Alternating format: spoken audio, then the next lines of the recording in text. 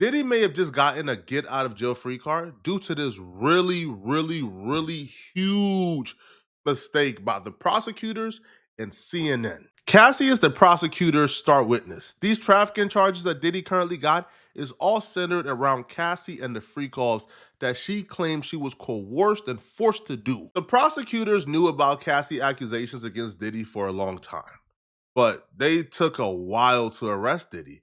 You see, Cassie is stating that Diddy trafficked her, that Diddy made her engage in sexual acts with male escorts for his own self gratification. Now, the prosecutors look at that and say, like, how do we prove he forced you into doing it, bro? Like, what's your proof? It wasn't until this footage from a hotel surveillance of Diddy beating up Cassie as she tries to run off away from a freak off surface that the prosecutors felt like they had enough to finally arrest Diddy. Even though Diddy can't be technically charged for beating up Cassie in the hotel due to statute of limitations, that particular video that was taking place post the freak off of Cassie trying to run away and Diddy beating her up and dragging her back, that particular video proves and lends help to the narrative that these freak offs weren't consensual, that Cassie was not a willing participant in sleeping with these male escorts for Diddy, that Diddy forced her into doing so and he used force when she didn't want to. So this video right here was like the smoking gun for the prosecutors, and they were ecstatic that it was finally out because they were going to use this in court. And that's what they used. This video right here is what they used to arrest Diddy. Because without this video, all they got is Cassie's word versus Diddy's word on whether or not these free calls were consensual. Because in the lawsuit, Cassie also stated that initially she was with it, that initially she was the one picking out the male escorts that she wanted to be with. It wasn't until later on when she got sick and tired of doing it and Diddy kept forcing her. So this footage that's supposed to be the smoking gun for the prosecutors, apparently there's some controversy around this footage that's working in Diddy's favor. We just broke a huge story on the website. An unbelievable story. Remember the Cassie video? This is Diddy beating Cassie in the hallway of the Intercontinental Hotel in Los Angeles back in 2016. Everybody assumed this video was going to be a really important part of the federal case, even though he's not being charged for this. The prosecution wanted to play this video to the jury in the federal case. I do not think that's going to happen because CNN, according to the defense, altered this video before it aired it and has now destroyed the original. Like I said, unbelievable. If true that original copy of that video has been destroyed, I can't even get into why it would have been destroyed. A lot of us was under the belief that the feds leaked that video to CNN because we were wondering, how did CNN get a hold of this footage? Come to find out, that's not the case. No, CNN bought the hard drive from somebody that was involved. Mind you, Diddy paid like $40,000 to $60,000 for that footage when it initially happened. So somebody still had a copy on a hard drive, on that one hard drive, and they sold it to CNN. I run a news organization. When I get footage, I usually chop it down to the congestible parts. Usually when we get footage, it's raw footage, 30 minutes long, and you got to chop it up. So that's not abnormal here. But what's severely abnormal and really suspicious is they deleted the original copy off the hard drive. The original copy is gone. Why? What exactly was on that hard drive that they don't want us to see? Could it be that maybe the narrative that Diddy was a raging maniac going after Cassie, maybe that was out of context? Maybe Cassie was hitting him or like, we don't know. And because we don't know, we have to suspect everything. Now, outside of them deleting the original copy, it gets even stranger. According to Diddy in his defense, they didn't just edit it down and delete the original copy. No, these people took things out of order and put it in a sequence that they believe they wanted to put it out as. They didn't just cut down the video.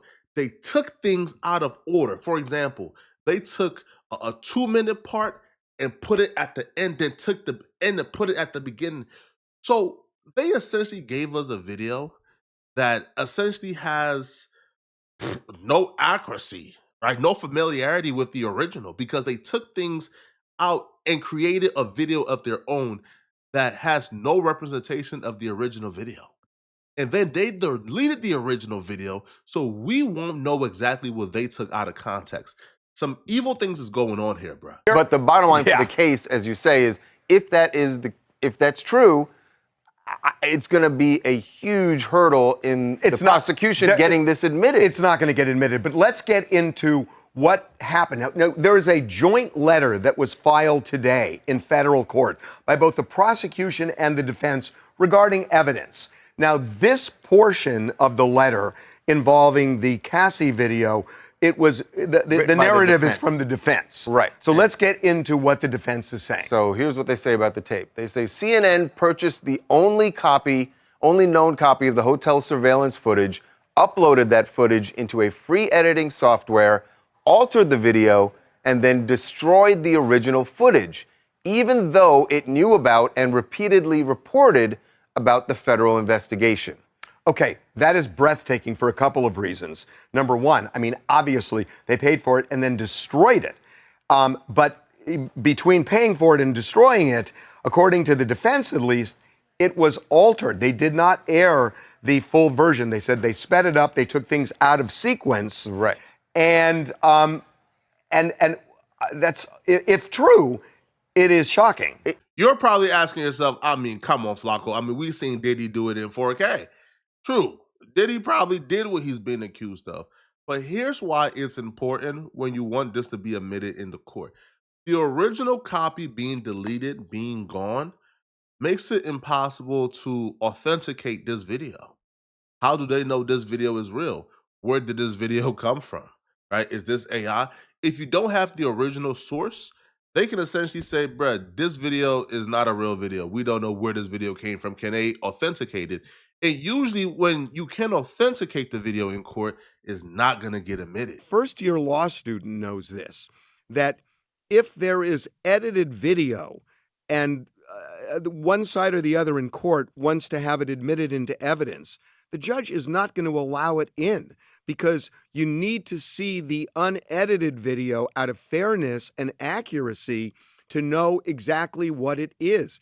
And if things were taken out of sequence, if things were edited at all, where the jury's getting a skewed view, not only do I think it's inadmissible, but I think if they did admit it, it would be reversible error. Well, you know, there's always in the law, the argument generally goes, does it go to weight or admissibility? But that argument is generally when you've leaped over the authenticity. Right.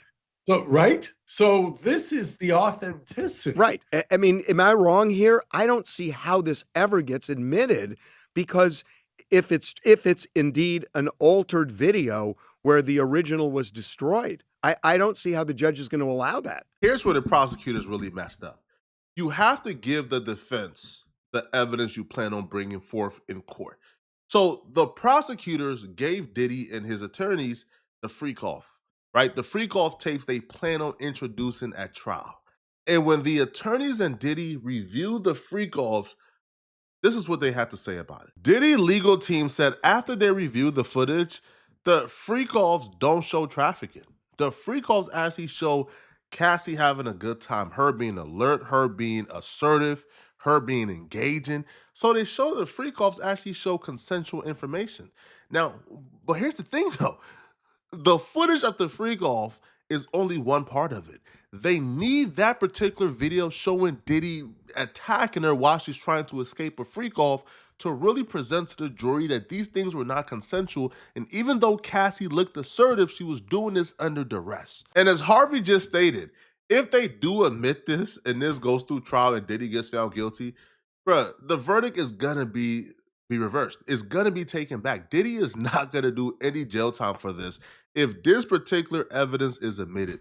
Now, here's the thing with Diddy and the only error he made in his entire situation. Your lawyer always tells you, don't say nothing. Let us speak for you. But Diddy didn't listen to his lawyers. When this footage got dropped, the backlash was so immense and so great that Diddy decided to take to social media to fess up to this video and apologize for it. It's so difficult to reflect on the darkest times in your life. But sometimes you got to do that. I was f***ed up. I mean, I hit rock bottom. But I make no excuses. My behavior on that video is inexcusable. I take full responsibility for my actions in that video. I'm disgusted. I was disgusted then when I did it. I'm disgusted now. I went and I sought out professional help. I had to go into therapy and go into rehab. Had to ask God for his mercy and grace.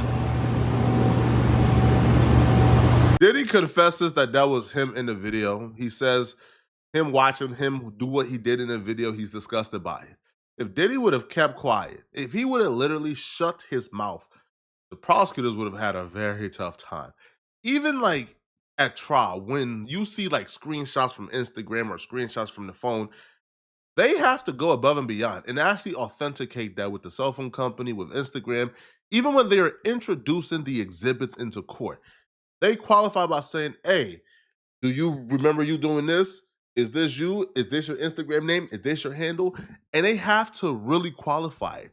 So the prosecutors can't just bring this video to court and say, here. No, bruh. The original don't exist. That video can't be admitted. And especially if it's altered and edited. I believe the prosecutors right now are forced.